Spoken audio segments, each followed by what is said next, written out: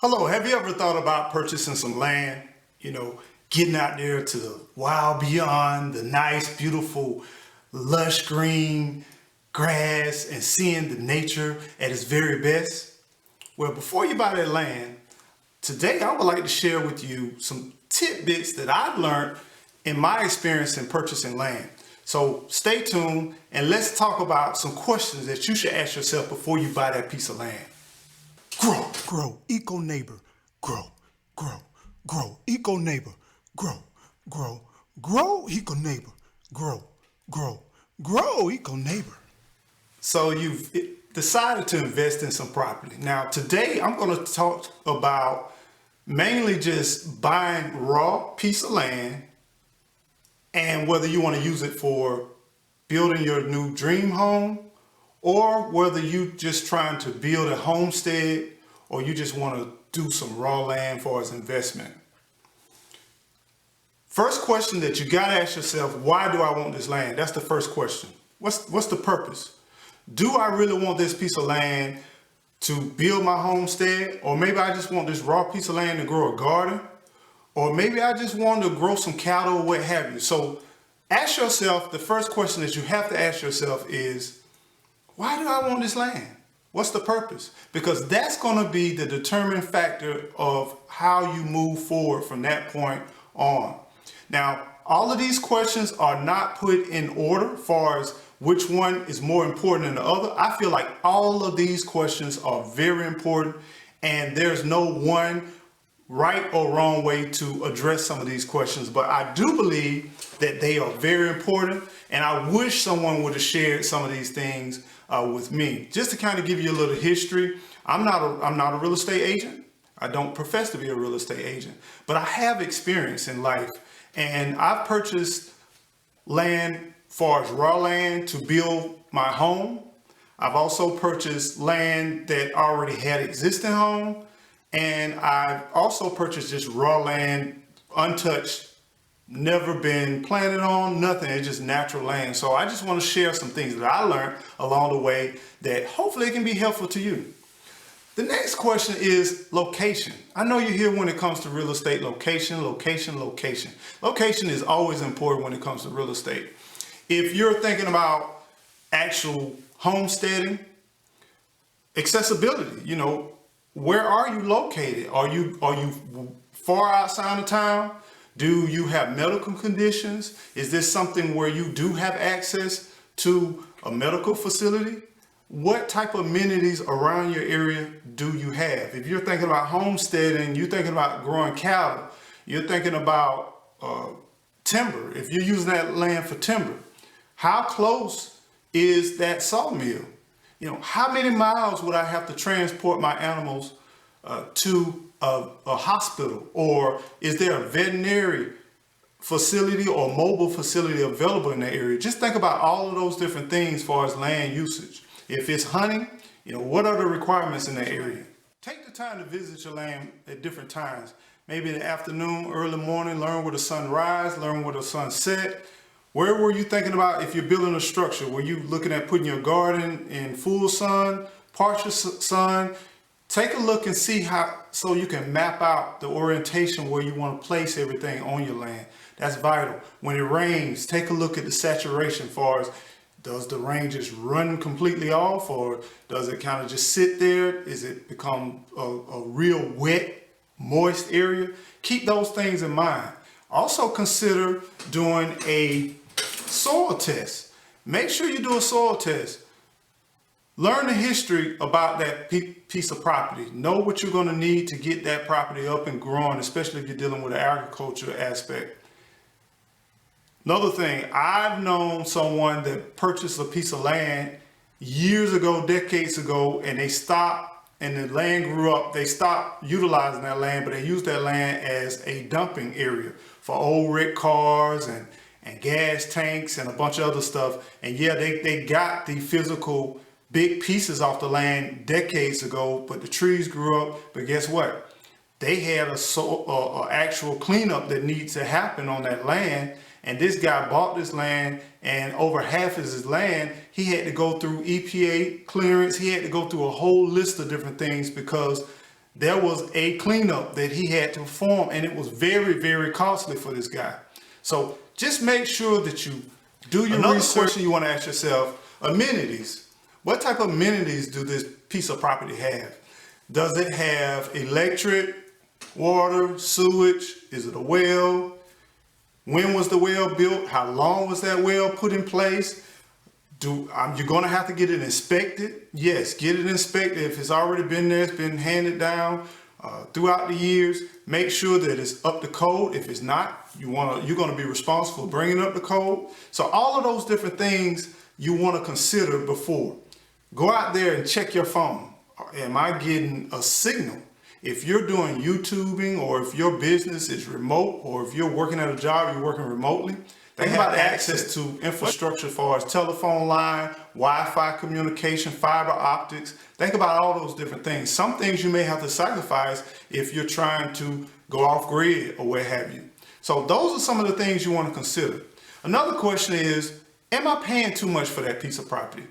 Is this piece of property valued at a good price? How long has it been on the market? Has it been on the market a long time? Now, a lot of cases you can't compare land time as far as being on the market, as far as how many days, depending on the area.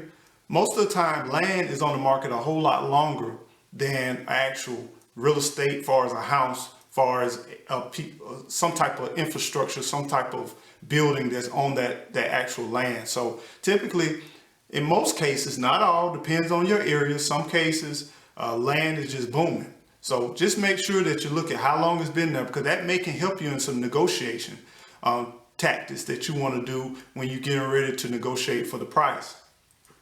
It's okay to utilize a realtor. Do you want to use a realtor? You have to make that determination. If you're not familiar with buying land, make sure you find a realtor that's experienced, not just selling homes, not just residential lots in communities, but raw, untouched land.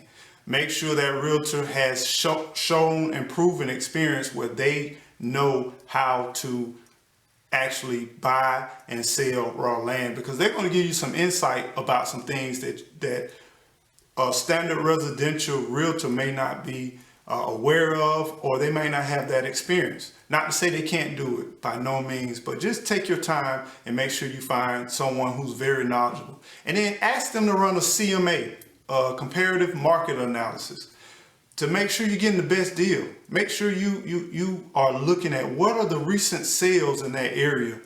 And so that can give you a measure system to help you with deciding whether this piece of property is valued and priced at the right price or not. Another question, what type of natural resources do that property have? Does it have a stream? Does it have all kinds of woodland area? Is it marsh area? Find out what type of resources does that piece of property have. That's very important. You know, you want to go out there and take a look at the land. You know, once you let the owner know that you would like to tour that land, or you reach out to the realtor, get a good look at the land. Make sure you understand that actual land. Is it sloped?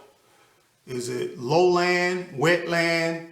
I'm in Florida. In Florida, be careful of a lot of swampy, unbuildable, far as on your land. Sometimes there's marsh, there's wetland. Make sure that you know your restrictions on what you can do and what you can't. So you want to definitely reach out to your city and or county zoning department. They can give you a lot of information about their land. They can tell you a lot about the land. Some of them even do like GPS, global positioning system, where they can look at that land. They can tell you the topography. They can tell you the moisture, where the flood, if there's flood zones, all kinds of different things. Get to know your zoning, your planning and zoning. Another thing with the planning and zoning, try to get an understanding of future. Most city and county, they're looking into the future on land use. Get an understanding what's the land use for the future. If it may be agriculture right now, and they may be planning 10 years with residential growth and different things like that to transition from agriculture to actual residential, where you can't actually grow cattle and grow far as plants and a garden or whatever you may want to use it for. So you want to make sure that you check, and in some cases you can be grandfathered in and it won't affect you. But in some cases, once they change those zoning and once they vote and they move forward on that zoning, they can truly change that zoning. So make sure that you do that research and get good communication far as how does it work, far as if there's rezoning and how would it impact me being a landowner. Another thing, title search. A title search. Make sure that you get with a real estate attorney or someone who deals with the closing, that they can run that title search to make sure that's a valid title. That whoever you're buying that land from, they have a clear title. Make sure there's no liens on that title. When they do a title search, they're going to tell you whether there's liens on that property or not. That's vital. That's so important. And now let's talk about the money. You know, how are you going to pay for this land? Do you have the cash to pay for this land up front? If you do have the cash, you still want to do all of these things I'm listing out. You want to do these things even if you have the cash, because you want to do your due diligence before you get into a long-term commitment. Now the land, if you're paying cash, that's one avenue. Some people, they finance. Keep in mind, if you're financing, a lot of banks may not lend or do loans for raw land. Some of them, they want a physical structure there. They want an actual, either a building, commercial, as far as commercial building or lean-to shed. They want something where it has some type of accessible value to it. Now, where you can reach out to some of your local farm credit unions. There's a lot of different farm bureaus that do lending. So sometimes you may have to get a little creative when it comes to financing. And typically you're going to need 20% or more as far as a down payment versus like a FHA, you might need 3.5%. With land, the risk to a lender is a little bit higher, that raw land. So they want to get a good deal as far as 20%. So 20% is not uncommon if you put down. So if it's a $100,000 piece of property, you're going to probably put down $20,000 or more. That's really not uncommon. And when I purchased my last piece of property, it ranged around 6%. So another thing, your interest rate may be just a tad bit higher than the going interest rate for raw land. Those are things you want to keep in mind. It may not be the current interest rate, depending on your credit, depending on the situation. I'm just sharing some of the things that I've experienced and multiple times in me acquiring land. Owner financing. Owner financing is a great way to get your foot wet, to get in there. And a lot of cases, land owners, that's how they acquire their land, through owner finance. The thing is with owner finance, there's multiple things you need to be aware of. Make sure that you somewhat have a good feeling about getting into this business relationship with this person, whether it's on a long term or short term, and make sure that you get this attorney to draw up the papers far as this lien. Don't go on word of mouth. Don't go on gestures. Document. Another thing, if you can, talk to the landowner and try to be responsible, be the payer of that property tax. You be the one to go down to the county or mail in that property tax and you pay it. That way you know it's current. You always know that those taxes are getting paid, because that's very important, because there could be a tax lien if it's delinquent, and here it is, someone can come behind you and own that land. Real estate attorney. That's why it's so important to get you a good real estate attorney and make that determination, where sometimes you might not need a realtor, but you got a great real estate attorney, because they can kind of do that dual role. So it's very valuable that you have some type of professional in this process. Find out how much are the property taxes. That's key. Property taxes. You want to know, how much will I be paying every year for property taxes? Typically, property taxes go out in November and you pay for that year. So you want to make sure that you have enough. And sometimes during closing, you want to have enough to go ahead and pay for that year, because sometimes that's required to go ahead and pay a year in advance for those property taxes. Just make sure you check with your city, your county, and your local to get a good understanding with your property appraiser office, to make sure you got a good understanding. Is the land under any type of easement? Oh my goodness, that is so important. Are there any easements? Some easements, and what easements are, other parties having access to your property, and they have the right to do that. So sometimes you have conservation easements. You have your land may be blocking access to another landowner, and they may need access to it. They may not be living there at this time, but in the future, they may need access, and they have to go through your land far as a driveway or to gain access to your property. Or the power lines, people are going to be needing access to get to those power lines. Underground, it could be fiber optics, it could be any type of gas line. You can have another thing, talk to your neighbors. If it's a neighbor adjoining you, in front of you, or even just maybe 2 or 3 miles down the road from you, anywhere in that proximity, get some information from it if you can. Try to get different things like brush fires in Florida, California. Sometimes they're controlled burnings. Sometimes you may be backed up to a national forest. And some of those controlled burnings, some of them can kind of spill off on your property. Typically, they try to control that, but those are some hazards, especially if you have agriculture. Those are some things that you have to consider. Another thing is crime. And just because you're in the country, or just because you're in a rural area, or even if you're like me, I have an acre of land that's probably about 5 or 6 minutes from me, and we may use that land to grow vegetables and flowers on. Have the neighbor encountered theft? As far as people steal plants, they steal fruit, they steal all kinds of different things. You may need to secure that property. Think about investment costs with infrastructure, with security cameras, fencing, and all that different thing. Another thing is hunters. Some people trespass a lot on land. Have your neighbors had history of trespassers enter into their property? Maybe hunting, because if you got a lot of natural resources, it may be untapped, untouched land, and people for decades could have been hunting on that land, and you wouldn't have never known that. But a lot of your neighbors, they would have that knowledge, they can share that information. Wild animals, what are some of the patterns?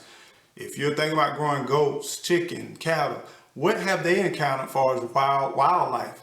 Of course, in Florida, you got bears, you got coyotes, you got wolves, you got cougars, you got all kinds of different things. So just be knowledgeable. If you have wetland, like I said, in Florida, you got alligators. So if you're a dog lover or whatever, you got to understand that, you may want your dog to run free on this piece of property, but if you have water on your property, natural water, they're going to find that water, and from time to time, they may visit your pond or may even want to put residency. So all those things you want to kind of keep in mind. Weather patterns, that's another thing. Weather patterns is key. Some of your neighbors can say, we get a little light frost, we get a lot of frost, we get this, we get that, knowing about this time. They can share those things. So needless to say, these are some of the things that I wanted to talk to you about before you buy your land. Some of these questions you may want to ask yourself, and I would recommend just taking a look at some of these questions and incorporate them into your process in buying land. And please, I would like for you all, if you can think of any other things or any suggestions or anything to help whoever may be viewing this, put your comments below, because sharing is truly caring, and the more we grow together. So everyone, be well, take care, God bless, and don't forget, whatever you do, keep on growing.